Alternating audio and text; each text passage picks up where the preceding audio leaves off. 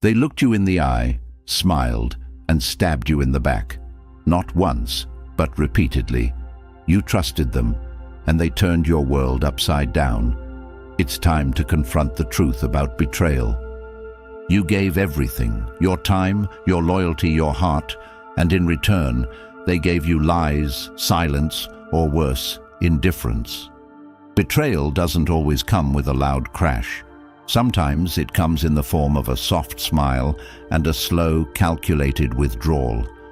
You know what it feels like to walk into a room and suddenly feel smaller, not because you changed, but because someone you trusted shifted the ground beneath you. This isn't just about being hurt. This is about being broken by those you never imagined would cause you pain. And it's about what you do after the shattering.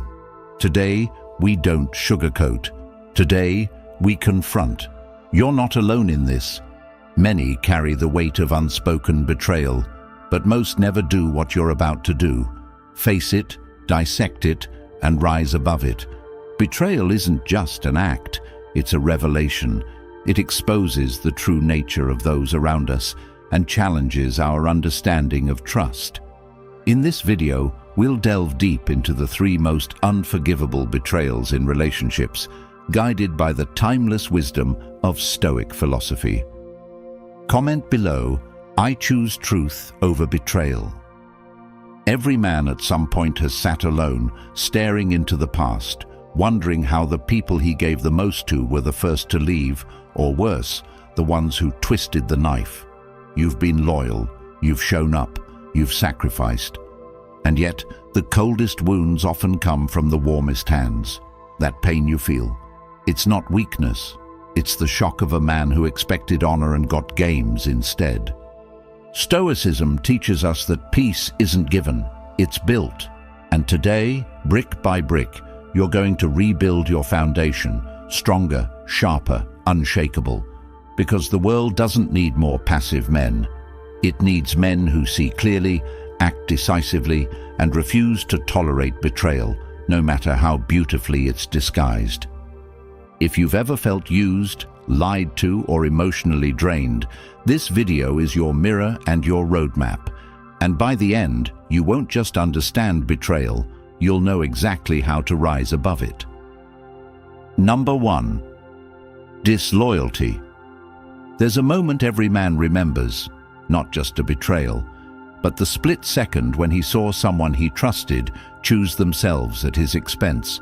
And if you've lived long enough, you've felt that cold shift in the room, the silence that says more than words ever could. And in that moment, something inside you changes permanently, not in a loud or angry way, but like a quiet understanding that the version of you that believed in people without proof no longer exists. And if no one's told you yet, disloyalty isn't an accident, it's not a misunderstanding. It's a decision made with full awareness, and if you don't develop the discipline to see it for what it is, it will continue to sabotage your peace, your confidence, your masculinity, and your future. Because what most men never get taught is that loyalty from others only comes after you build unshakable loyalty to yourself. And if you're letting people stay in your life who switch sides when you're not winning, or who speak differently about you when you're not in the room, you're not just tolerating disrespect. You're telling your own soul it doesn't matter, and there's no coming back from that until you decide to raise your standard permanently, not as an act of revenge, not to prove a point, but because you finally realize the cost of letting unworthy people stay close is far greater than the cost of walking alone for a while. And if you're the type of man who thinks cutting people off is harsh, consider this. What's more brutal? Hurting someone's feelings, or living a life where you constantly have to question if your circle is really for you? Because the truth is, if they loved you, you wouldn't have to wonder. And loyalty isn't just staying with someone. It's being for them in all conditions, especially when they're not useful to you anymore, especially when they've messed up, especially when there's nothing to gain from sticking around. And if you're the only one being loyal in your relationships, that's not loyalty, that's self-abandonment disguised as love. And no man can be fully present in his purpose while being surrounded by people who secretly resent him, compete with him, or only show up when they need something from him. So you've got to check the energy when you share good news. If the people closest to you can't celebrate you, you've already outgrown them. And this isn't about becoming cold or paranoid, it's about becoming wise. And if you're not yet the kind of man who notices subtle cues, the way their voice changes when you succeed, the way they disappear when you struggle, the way they bring your name up only when you're not around, then start paying attention, because the best way to protect yourself from betrayal is to observe before you attach.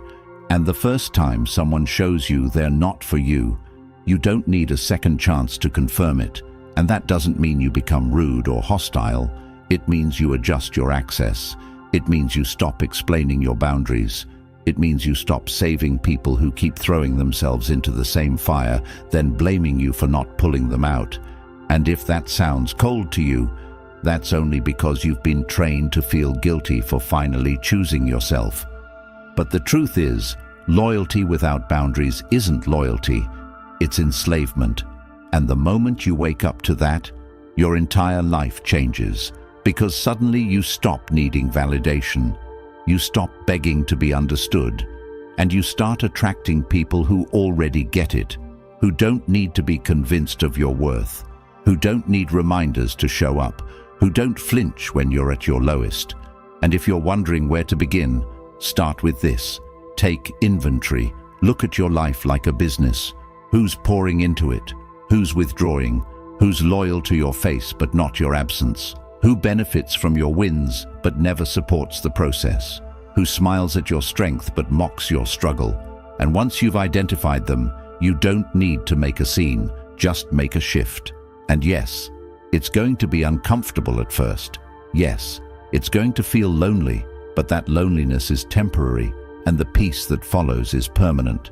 And if you want to become unshakable, you must train yourself to stop reacting to betrayal emotionally and start responding to it strategically, because loyalty is tested most in silence. And if you want loyal people, be a loyal man first, to your principles, to your time, to your standards, and most importantly, to your inner peace. And if you've been betrayed before, remember this. It wasn't your fault for trusting, but it is your responsibility not to repeat the same mistake twice. And if you want to stay calm and controlled during the next confrontation, and there will be another, you need to stop expecting people to match your heart and start preparing for the day they won't. And the way you do that is simple, but not easy.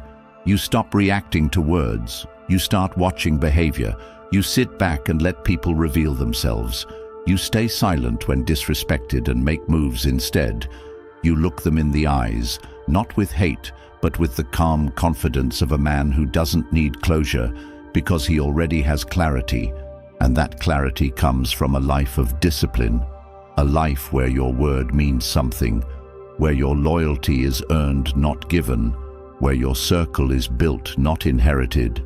And if you ever feel tempted to confront someone who betrayed you just to get your point across, ask yourself this: what do I gain by explaining myself to someone who already decided I wasn't worth loyalty? Because the truth is, explanation is for those who intend to stay. Clarity is for those who intend to go. And if someone's already shown you where they stand, believe them and keep it moving, not because you're weak, but because you've finally realized peace is louder than drama. And if you want that peace, you need to kill the part of you that keeps giving passes to people who wouldn't hesitate to leave you behind. And if you want to develop emotional strength, start by staying silent when provoked, by showing restraint when insulted, by making moves when doubted, and by keeping your power when they expect you to lose it. Because disloyal people don't just betray your trust, they feed off your reaction. And the most painful realization you'll ever have is that not everyone who hurt you regrets it. Some are watching to see if you'll still come back, and you can't give them that satisfaction. Not if you want to build a life where your energy is sacred, where your focus is protected, and where your loyalty is reserved only for those who've proven they deserve it. And if you're asking where to start by writing down what loyalty means to you, then live by it, and most importantly, require it in return. Number 2, deception. There's a kind of betrayal that doesn't stab you in the back all at once, but cuts you slowly with a smile. It's not the blow that hits hardest, it's the one you didn't see coming, the one delivered while they looked you in the eyes, and deception is exactly that. Not a one-time lie, not just cheating or a broken promise, but a pattern of manipulation carefully wrapped in good intentions. And if you're a man who's ever been lied to by someone you trusted, be it a partner, a friend, a family member, you know the pain doesn't come from the lie itself, but from the realization that someone saw your trust as a tool, a weapon even, to get what they wanted, and didn't think twice about using it against you. And it's the moment you realize she didn't just hide something from you. She studied your blind spots, used your love to shield her secrets, fed you half-truths and emotional detours to keep you distracted while she did the very thing you feared. Whether that was texting someone behind your back, telling others things about you she'd never say to your face, or building a secret world where you didn't exist. And while society might try to tell you to forgive, to move on, to understand her perspective, what they won't tell you is that deception rewires your entire sense of reality. And if you don't confront that damage and rebuild it deliberately, you'll start to question your own perception of truth. And that's how you lose yourself, when you start second-guessing what you saw, what you heard, what you felt, because someone was skilled enough to lie without flinching. And the biggest mistake a man makes after being deceived is assuming closure means getting the truth. But sometimes the truth is already in what you felt in your gut the first time, and you just needed the courage to listen to it. And the only way to break free from the psychological grip of a liar is to stop giving them the benefit of the doubt once their actions have already proven the truth. Because the most dangerous liar isn't the one who tells big lies. It's the one who tells just enough truth to keep you confused, who gaslights your memory with phrases like, "You're overreacting," or "I didn't mean it like that," who makes you feel guilty for even asking questions while hiding behind a mask of fake transparency. And you know the kind. The friend who laughs with you while planting seeds of doubt in others. The woman who smiles during dinner while texting someone else goodnight. The family member who hugs you in public but calls you a failure when you're not around, and if you're not paying attention. These people can convince you that silence is peace, and confusion is clarity. And that's where your power disappears, when you start doubting yourself because someone keeps moving the truth just out of reach. So if you want to escape the trap of deception, the first step is this. Believe patterns, not words, because words are the easiest part of the lie. But patterns don't lie. And when someone shows you a habit of inconsistency, secrecy, or blurred stories, that's your signal. And no, you don't need to catch them red-handed or collect screenshots or interrogate their friends, because by the time you're doing all that, you've already lost your peace and given them too much power. And a man rooted in strength doesn't chase lies. He removes liars, not with aggression, but with indifference, not with confrontation, but with quiet clarity. And this doesn't mean you shut yourself off from everyone or become emotionally unavailable. It means you learn to guard your inner circle like it's your life, because it is.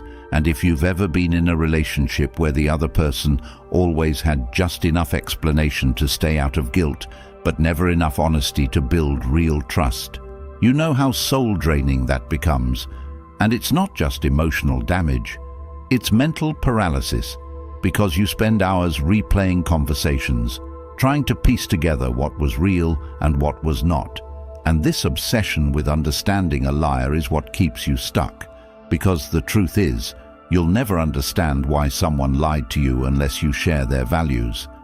And if you're a man who values loyalty, consistency, and truth, you will always be confused by someone who sees honesty as optional and deception as a survival tactic. So stop trying to figure them out and start figuring out your next move. And here's how. First, set a rule for yourself. When someone lies to you about something small, assume they're capable of lying about something big, not because you're paranoid, but because self-respect demands that you don't reward dishonesty with continued access. And second, learn to recognize covert deception. Not all lies are spoken. Some are in the withheld information, the redirected. Questions, the sudden over-explaining, the timeline inconsistencies, the emotional guilt trips, the constant need for validation. When you ask simple questions, and if you're ever made to feel like the bad guy for seeking clarity, understand that's not love, that's manipulation. And third, build a mindset where peace is your baseline, where no matter how attractive someone is, how long the history is, or how much potential they have, you never compromise truth for comfort, because the cost of that comfort is always clarity. And a man who lives without clarity is always one step away from losing everything. His goals, his discipline, his emotional edge, and even his sanity. And if you've been there, you know how easy it is to fall into the trap of giving one more chance, and then one more, and before you know it, you're tolerating things you once said you'd never accept, not because you're weak, but because deception is slow, subtle, and calculated, and the longer you stay, the more it rewrites your boundaries until you forget what real love, loyalty, and peace even feel like. So if you're reading this and thinking about someone who's lied to you repeatedly, ask yourself, why do I keep allowing them access? What am I afraid to lose? And is that fear bigger than the damage they're doing to my spirit? And if the answer is no, then you know what you need to do. And when you finally walk away from a liar, understand that they'll try to rewrite the story, paint you as cold or unforgiving. They'll say you changed, but let them talk, because those who lie can't survive in environments of truth. And the more honest you become about what you saw, what you felt, and what you won't allow anymore, the more you'll attract people who have nothing to hide and everything to build. And if you want to heal from deception, don't just cut them off. Cut off the version of you that tolerated it, the part of you that wanted to believe the story even when the facts didn't align, and in its place, build a man who doesn't need constant reassurance, who doesn't depend on words, who watches actions, who creates space between stimulus and response, who walks away when his peace is violated, not because he's angry, but because he knows his peace is too expensive to trade for cheap lies.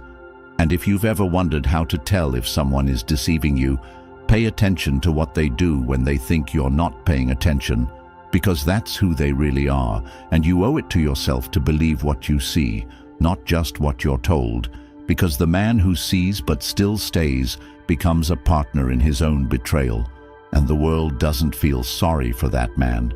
It uses him, drains him, and replaces him. So don't be that man. Be the one who walks in truth even when it's uncomfortable, who trusts his gut even when it doesn't come with proof, and who chooses to build a life where honesty isn't requested, it's required. Number 3, emotional manipulation. There's a betrayal that doesn't show up as a lie or a physical action. It shows up in tone, in silence, in strategic tears and carefully timed guilt trips, and it doesn't hurt you in one big moment. It drains you over weeks, months, sometimes years, until you wake up one day and realize you've been loving someone who's been training you to doubt yourself while smiling at you from across the room. Because emotional manipulation isn't always loud. It doesn't always come with shouting or obvious abuse. It often shows up in the soft, persuasive language of someone who claims they're doing it all for your own good, while slowly making you question your intentions, your reactions, and your instincts. And if you're a man who's ever been in a relationship where the other person flipped the script every time you tried to address a problem, where every issue you brought up suddenly became about your tone, your timing, your attitude, then you've felt the crushing weight of manipulation disguised as communication, And it's one of the most disorienting experiences a man can go through, because when you're physically strong but emotionally confused, you start to feel like your strength has no outlet, like you're fighting a battle that can't be won because the rules change every time you speak. And one of the cruelest parts of emotional manipulation is that it's done with surgical precision. The manipulator learns your insecurities, studies your responses, and begins to push buttons they know will trigger confusion and shame, not to destroy you, but to control you, to create a reality where they are always the victim and you are always on trial, where you're constantly apologizing just to keep the peace, walking on eggshells in your own life just to avoid the next emotional trap.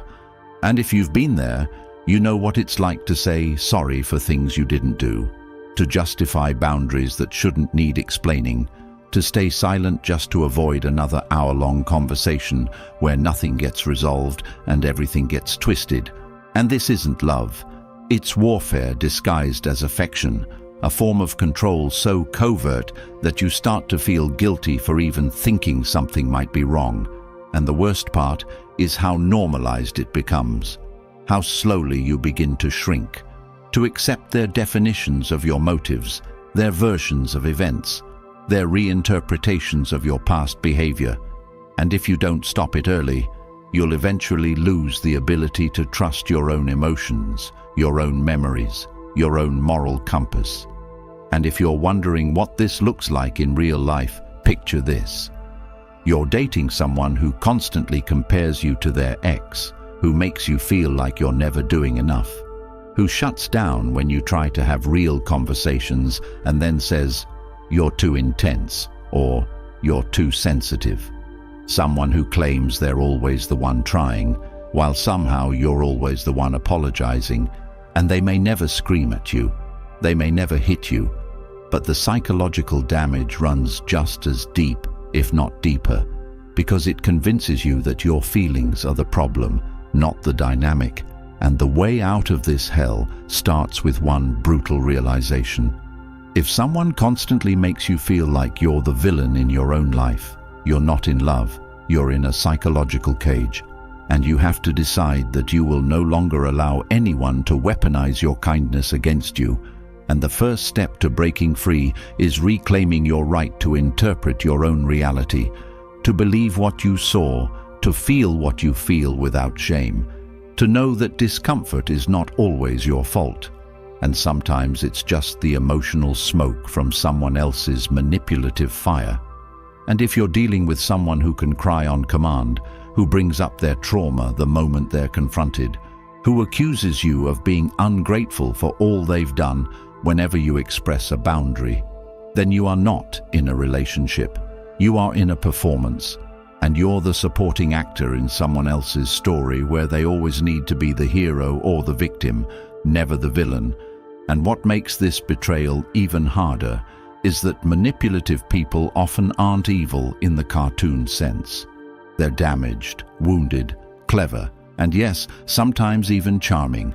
But their charm is their mask, and the moment you stop playing your role, they panic, they lash out, they accuse, they plead, they promise to change, and that's when you must stay centered.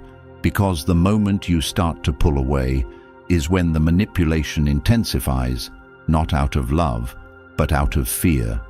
Fear of losing control over someone they've worked so hard to condition. And it's in this moment that most men fail, not because they're weak, but because they've been taught that strength means staying, fighting for love, sacrificing their peace for connection.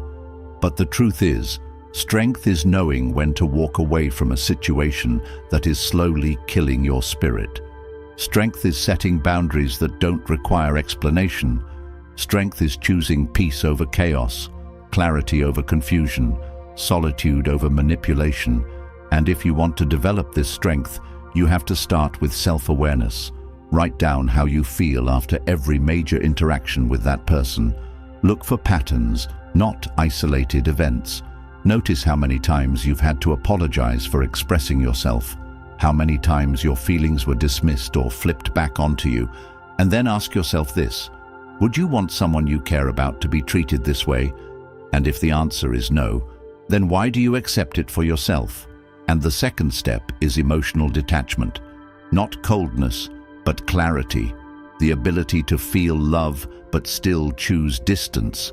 The ability to care without allowing that care to override your sense of dignity, because manipulators feed off your empathy, your guilt, your desire to be the good guy, and you have to starve that dynamic by removing the fuel, by responding with calm truth instead of emotional justification. And yes, they'll accuse you of being heartless, of changing, of not being who you used to be. But that's the point. You're not. You've grown, and anyone who needs you to stay small, confused, and emotionally vulnerable to control you does not love you. They love the version of you they can control. And if you want to heal from emotional manipulation, you have to go deeper than just cutting ties. You have to cut the internal wiring that made you susceptible to it, which means revisiting where you learned to associate love with walking on eggshells, where you started believing that being misunderstood was just part of the deal. And the third step is building an emotional fortress. Not walls that keep love out, but standards that keep manipulation from getting in. And you do that by surrounding yourself with people who hold space for your truth, who don't need you to shrink for them to feel strong, who challenge you without belittling you, who apologize when they're wrong without needing to be begged. And that starts with how you treat yourself. Do you give yourself permission to feel, to pause, to walk away? Or do you bully yourself into staying in situations that hurt you because you think endurance is virtue? And the truth is, endurance is only a virtue when the pain serves a purpose, but enduring manipulation only serves the manipulator. And if you've ever left a conversation more confused than when it started, more ashamed than when you walked in, that's your signal. Not to try harder, not to explain more clearly, but to exit gracefully and protect the version of you that still believes in truth, because no one has the right to twist your reality in the name of love. And the final piece of advice is this: when someone makes you feel bad for having needs, that is manipulation. When they change the subject every time accountability is mentioned, that is manipulation. When they only show affection after you break down, that is manipulation. And when they turn every disagreement into a referendum on your character, that is manipulation. And you don't fix that by loving them harder. You fix that by loving yourself enough to walk away and rebuild your life around people who don't need to confuse you to keep you close. And once you've done that, once you've broken the cycle, you'll never fall for it again, because you'll know what peace feels like. And once a man knows peace, he never chases chaos dressed as love again. If you've made it to this point, you're not just someone who watched a video, you're a man who's starting to wake up, to see clearly, to feel everything in his gut that he's ignored for too long. And I want you to sit with this truth. You weren't weak for trusting, you weren't stupid for staying, you weren't blind for believing. It means you had heart, it means you were loyal, it means you loved fully. And now, it means you are wise enough to never let yourself be betrayed the same way again. And that evolution is the most powerful revenge, not the kind that's loud or vengeful, but the kind that builds a life so solid, so peaceful, so grounded in truth, that manipulation, deception, and disloyalty can't even survive in your presence. And I know you've been through more than you talk about. I know you've stayed silent about betrayals that shattered you because you were told that real men don't talk about pain. But those lies stop here, because healing starts when you stop protecting the people who broke you and start protecting the version of you that deserves better. And if you're ready to reclaim your peace, to protect your spirit, and to rebuild your confidence, not from ego, but from clarity, I want you to comment right now, never again. Just that, never again. Say it, type it, claim it. Let it be the line in the sand where your old self ends and your new life begins. Because if you're here, I know you're not like most. I know you're searching for something real, and that's what this space is about. That's why this channel exists, not for entertainment, but for transformation, not just for information, but for inner power. And if anything in this video spoke to you, if even one sentence shook something loose in your chest or made you feel seen in a way that no one else has ever done before, then don't just walk away with that feeling. Act on it. Protect this space by supporting it. Because when you like this video, when you drop a comment, when you share it with someone who needs to hear it, you're not just helping me, you're helping every man out there who's still stuck, still silent, still thinking he's alone, and you're proving that there is a community of men who are no longer interested in comfort lies, but committed to uncomfortable truths. Men who want to grow, evolve, lead, love with discernment, build with loyalty, and walk in power with clarity. And if that's you, then hit that subscribe button right now. Not because I said so, but because every time you do, you help make these insights accessible to the men who need them most, the ones who are still healing, still questioning, still becoming. And maybe today you were that man, but tomorrow you'll be the one who leads others out of that confusion into purpose. And that's what this mission is about. Real conversations, real transformation, and a world where strong men rise again, one truth at a time.